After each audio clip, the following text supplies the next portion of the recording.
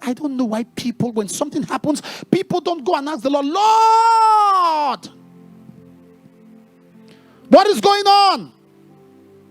The first thing is negativity and hate. Do you know what the Holy Spirit is? Love.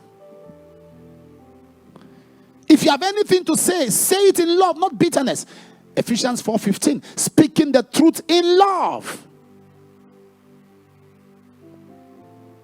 How will you stand on the pulpit? How do you feel? If a minister is weak, should he hear your voice and feel condemned? Should he hear your voice and feel like you want to tell a drunkard that he's going to hell? He already knows. You want to tell a criminal he's going to hell? He already knows what he wants.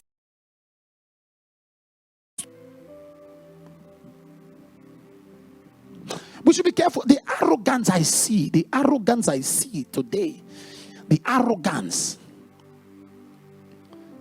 it's alarming. Everywhere, the arrogance. And you know, arrogance makes you see role models as colleagues. People you once saw as role models. All of a sudden, because you now have a following online, a following on the media, they have suddenly, for example, growing up as a teenager, I used to love Papa Ayo. I watch him preach. And if you know Papa Ayo those days, he was very fashionable. In the 80s, very fashionable. He had this hairstyle. So I love his hairstyle all through the back. You know, and he dresses well with his crossbelt. You see, what God uses to attract. There are things God plants in some. Be careful how you judge people. A pastor could cream up his hair and perm his hair and do anything on his hair, and you are condemning him that is going to hell. Meanwhile, God is using that as an avenue to preach to somebody who likes that kind of appearance, to draw the person to him. Shut up. Shut up. Okay, look at me. I loved him because of his appearance, the way he appears then. I would sit down watching Hour of Deliverance. I say, guy, I like this man. Look at his suit. Look at his shoes. And he's giving the Bible. I wasn't even born again. I wasn't born again. I just liked him.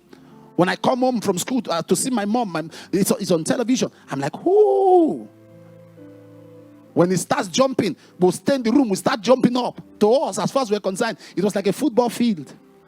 All of us were jumping. We were excited. We just loved him. Now, today, I preach on his pulpit. You think I'll be stupid?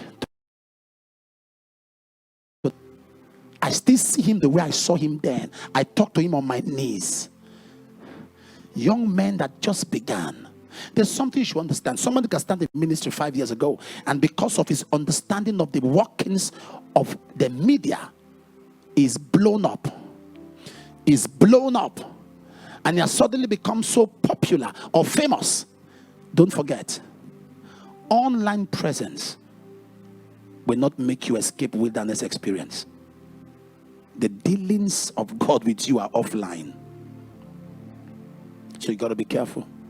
And I'm talking to you, everyone. You see this? Hold it. Know it for yourself. This is the only voice that's reliable. Know it for yourself.